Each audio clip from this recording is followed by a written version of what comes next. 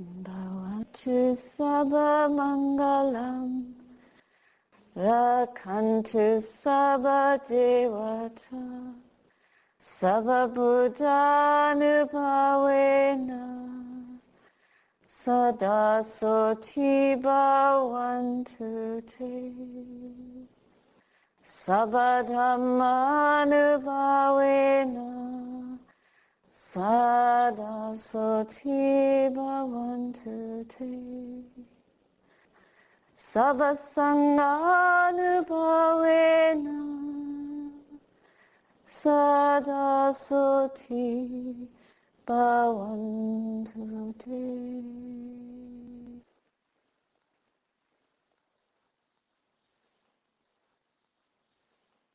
I can see the moon shining in through the window. In Buddhism, the full moon and new moon times are auspicious. We observe these days as days of reaffirming our precepts and reflecting on our lives, our conduct, and how we are in our journey as human beings. So tonight, with the full moon shining, I will read a little sutta to you. This is called Loka Sutta, from the Udana, which is a collection of inspired utterances of the Buddha. And it's on examining the world. Now, when you think about examining the world, this is meant to listen to and examine scripture. It's good to use it as a way of reflecting on our own life, on how we're living. So examining the world doesn't necessarily mean looking at the world and seeing what's wrong with the world, but it's more of a way of looking at the world and seeing how we are. Thus have I heard. At one time the Buddha was staying at Uruvela, beside the river Neranjara, at the foot of the Bodhi tree, having just realized full enlightenment. At that time he sat cross-legged for 7 days, experiencing the bliss of liberation. Then at the end of those 7 days, the Buddha emerged from that concentration and examined the world with the Buddha eye. The Buddha saw beings tormented by various torments and consumed by various feverish longings, born of passion, hatred, and delusion. And then, on realizing its significance, the Buddha uttered this inspired verse. This world is subject to torment. Afflicted by contact, it calls disease a self.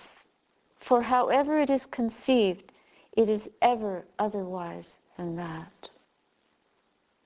Becoming something other, the world is held by being, is afflicted by being, and yet delights in being. But what it delights in brings fear, and what it fears is suffering. Well, when we reflect on our own lives, think about what it is in life that drives us. What drives us? It's usually this desire to avoid things that are unpleasant. It says this world is subject to torment. Whatever we run after in life, if we don't get it, we feel tormented. And when we get it, we enjoy it for a little while. And then, because the nature of things is they're always coming and going, arising and ceasing, subject to birth, aging, sickness, and death, even ourselves. So there's nothing in this world that we can hold on to. We know this. But still we chase after so many things in the world. And then we are tormented when they die and fade away, when we lose our dear ones, or when we become sick, when we ourselves find ourselves afflicted by the conditions of human life. So the world is subject to torment. And this was a realization that the Buddha had almost 2,600 years ago. And here we are, and it's still the same thing, that the world is subject to torment, afflicted by contact. It calls disease a self. So what is it that suffers? Is every time that we construe a self that is seeking the pleasure and the avoidance of pain, that's when we suffer. That's where the suffering arises. Through the eyes, the ears, the nose, the tongue, the body, and the mind. Through the stimulations of the sense world that are constantly impinging on us and creating desire for more of the same or for less of what we're getting, then we are subject to the disappointment, to the pain, to the loss, to despair, to the unhappiness.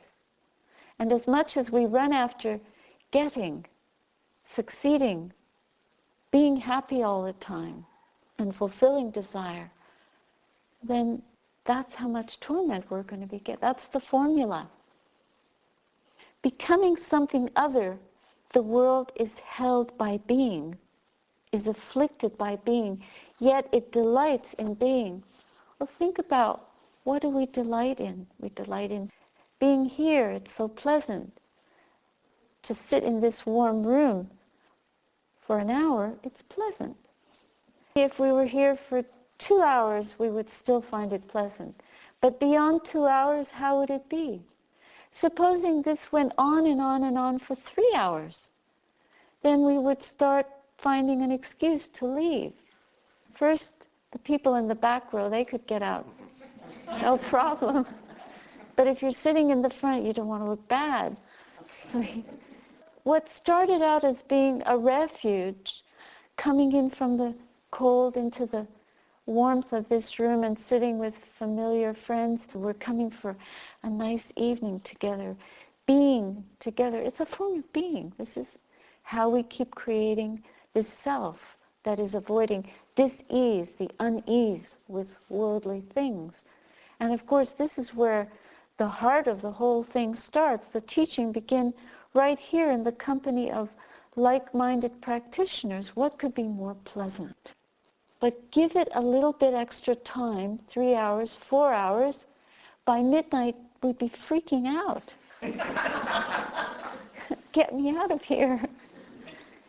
And yet this was supposed to be just an innocent Friday night. What went wrong? Where does the torment begin? It begins because we have a change in relationship to conditions. And the conditions are not the problem. It's our relationship to the conditions. And the self that we create that becomes diseased, that is the disease, is all arising and ceasing here in our minds based on the way conditions affect us. Because it becomes boring, we've had enough. Self is always created in time. As time evolves and elapses, then the self starts to want something else. We always want something else.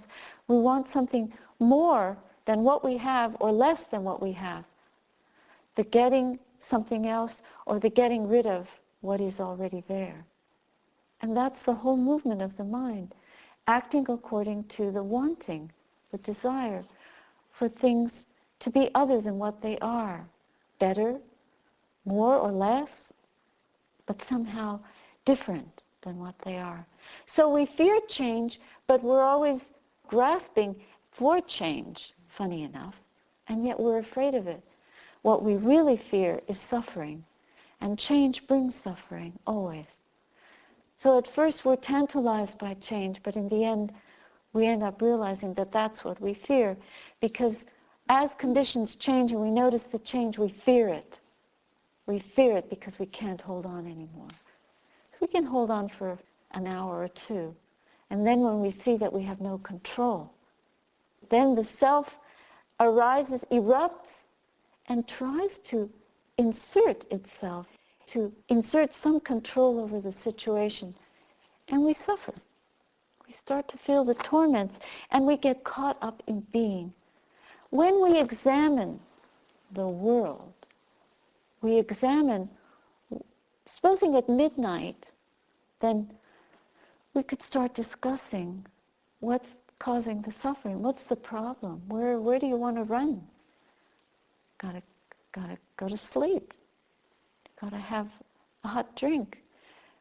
Gotta go take care of mom, or see if the kids are okay. Of course, there are legitimate concerns, but supposing we couldn't leave.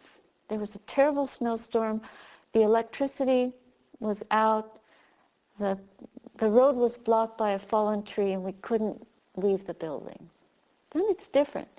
Then we could sit down and start discussing what's causing the suffering and try to bring our Dhamma knowledge into the situation so that we wouldn't get caught up in the fear that the self is creating.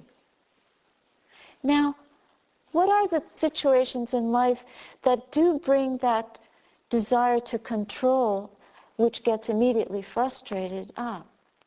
Something at work, a sickness, going on a wonderful journey to India and getting the flu and having to breathe in the polluted air. But you look forward to this trip for months and months and months. And then there you are on the trip of your life, and we can't control sickness. We can't control people stealing our belongings. So many things that create the suffering for us. What about just in the aging of the body? You look in the mirror. How much time do we spend preening and pruning in front of the mirror, trying to doctor up this image of what we think we are? Just to examine the world is to examine our lives. What is it that keeps us in a prison? What is it that keeps us caught up in recreating this self to which we're very, very attached? It's identification with the body, identification with the form of the body, not wanting it to change, not wanting more wrinkles, not wanting to stoop. I remember I was giving a public presentation, and it was at a funeral, and somebody else got up and gave a presentation, and I noticed that that person was stooped. And then I thought, oh, I wonder if I was stooped. So immediate. It's like that would have looked really bad. We don't want our age to show, because we want to look young and vibrant and be connected and together and with it. And then as we get older, we're not so connected and together and with it anymore. If you don't let go of that self, it's going to let go of you. Just like the car and the computer, the washing machine, the house, everything, it falls apart. It gets old and it gets decrepit. Things become obsolete. We also, the body becomes obsolete. So what are we doing when we come here to meditate is very, very important. Not that it's going to fix the things that are subject to decay and dissolution, but it's going to help us to stop creating the self that's trying to prop them all up so that wrinkles don't appear. So that we could eternally look in the mirror and see that beautiful person that we thought we were, that we're not anymore. What happened? Because that's not who we are. This is the Buddha's realization. What was his enlightenment? It was a realization that this is not myself. This body, the eyes and what consciousness sees, and the sights that it attaches to, the ears, what hearing consciousness hears and the sounds that it attaches to, the nose, what nose consciousness smells and the delightful smells and sensations of smell that it gets attached to, etc., etc. And the mind that thinks thoughts and all the creations of self that it gets attached to, and the identity that this person that we create, this personality, and that we believe we are, male or female, young or old, redhead or gray, educated, intelligent, or just struggling along, or depressed, whatever our identity is, that's the prison, those are the boundaries, the walls that we hang around us. That's the scaffolding of our internal prison. And we live in there. And then whatever happens to that little space that we call ourself as it bounces through life, the conditions around constantly impacting on us, torment us in one way or another. Because we have this membrane, a psychic and a material membrane that is so sensitive. Don't come too close. Be nice to me. How much time do we invest in creating those boundaries and developing them, defending them, our territory?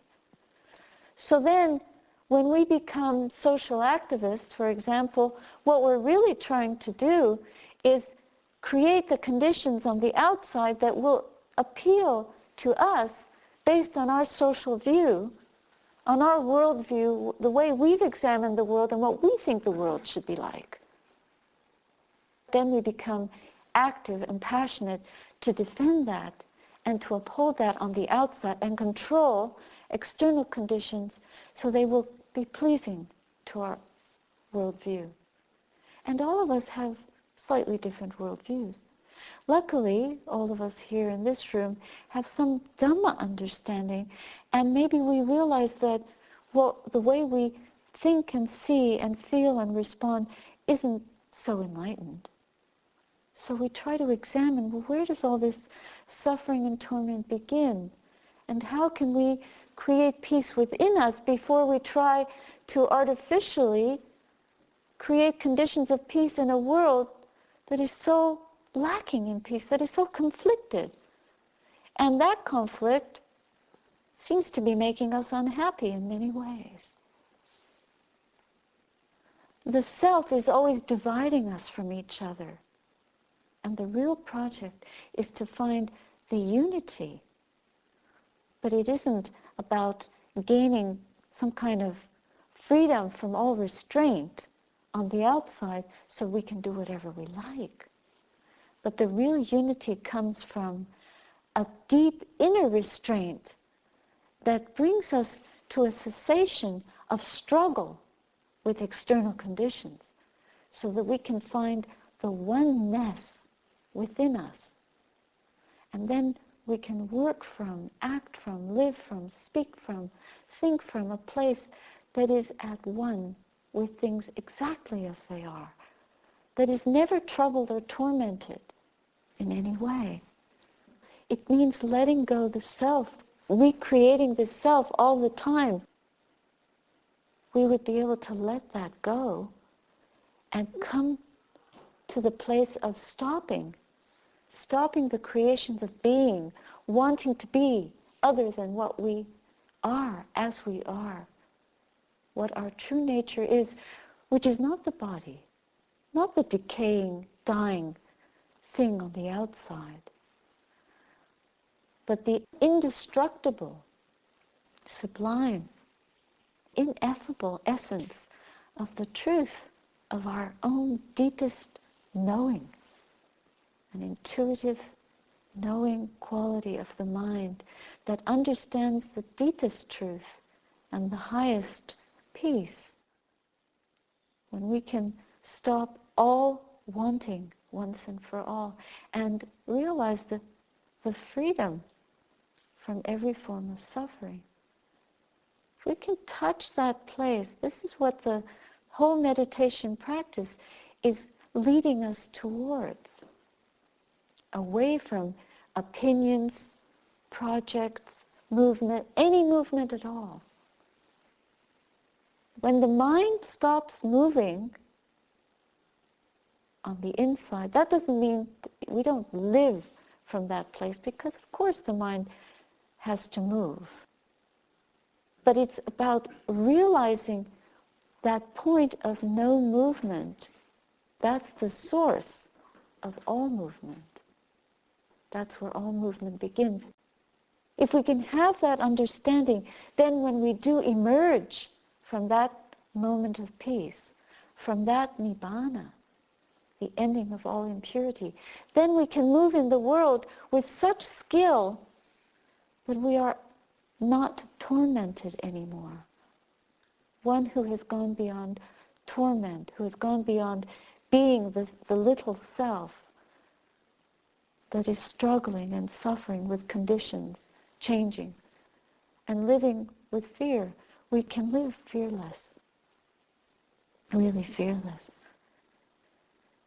But this requires a level of meditation at the level of silence, of letting go anything that consciousness holds except the emptiness of opinions, emptiness of thought, emptying out all sankharas, all conditioned mind states, so that we can be filled with this presence. What is occluding our vision? What is preventing us from seeing where the kindness, where the real beauty lies? We're always trying to prop ourselves up to the people that we want approval from, or prop ourselves up to ourselves because we don't like ourselves enough just as we are. There is something very special about this particular way of practice, and the understanding that there is much more to happiness than what the world is offering. The world offers basically old age, sickness, and death. And the world is always producing new forms, a new iPod, another form of entertainment, because all of us really just want to be happy. So to not judge ourselves when we feel unhappy and we can't find the happy moment because of a job, a body that doesn't work anymore, a frustrated relationship, a house that you're disappointed in, a car that you spent a lot of money on and you can't meet the payments, or because you're very happy. You're extremely happy and people are jealous. You're losing your friends. I remember when I became a nun, I was so deliriously happy. I came back to the West and all my friends, they were horrified. It's like, what happened to her? They were scared. Only one friend and my family remained close. Then how can we be a friend to ourselves? How can we get through loneliness? How can we live our lives so that we're not constantly trying to seek approval from others and do the right thing and not compromise our values? Not compromise our values for a job, for a person, to please somebody else, to look good, to do what's popular, to be in the fashion. The robe is everything to me, because for me it's the teaching. But when we have such faith in this path and practice that we understand where real happiness can be found, it can be found from understanding the truth, the real truth of the source of real peace in the heart. And we understand where love, unconditional love begins. Then we know that it's not going to be a better identity. It's not going to be winning friendships on the outside, but by being true to ourselves and then bringing the truth of what we really are to each other every day in more and more moments. And that comes through bringing this path of practice to life, not just in the silence of the mind, but in the goodness of our actions and speech and the way that we think. And catching ourselves, being vigilant with ourselves, so that when we do spend our thoughts fruitlessly on wanting to look good or wanting to be other than the beauty that is already within us, then we bring to life that deep friendship and deep inner connection. And there is no one on the outside that we will need to make us happy. And there is nothing on the outside that we'll need to make us happy. This is what full enlightenment is, but we start little by little, because it is possible. And we keep doing that. We keep noticing when we have those moments of, it is well for us that the Blessed One, having realized his full liberation, still had compassion for later generations, examining the world and then having compassion to go out and teach. We, day by day, can examine our lives and have compassion for ourselves and reteach ourselves moment by moment what it is to be truly in joy, truly loving, truly compassionate. Then we offer that to each other. It all begins with the right understanding, the right intention, stopping and being aware, not giving vent to the wanting mind. So you don't have to even go to another place. That place is within us. That temple is in here. You don't have to wear a robe or join some lineage of anything. You don't even have to be a Buddhist. The Buddha wasn't a Buddhist. He was just enlightened. We create that. It's just opinion. Nibbana is just complete peace. I offer you that for your reflection tonight.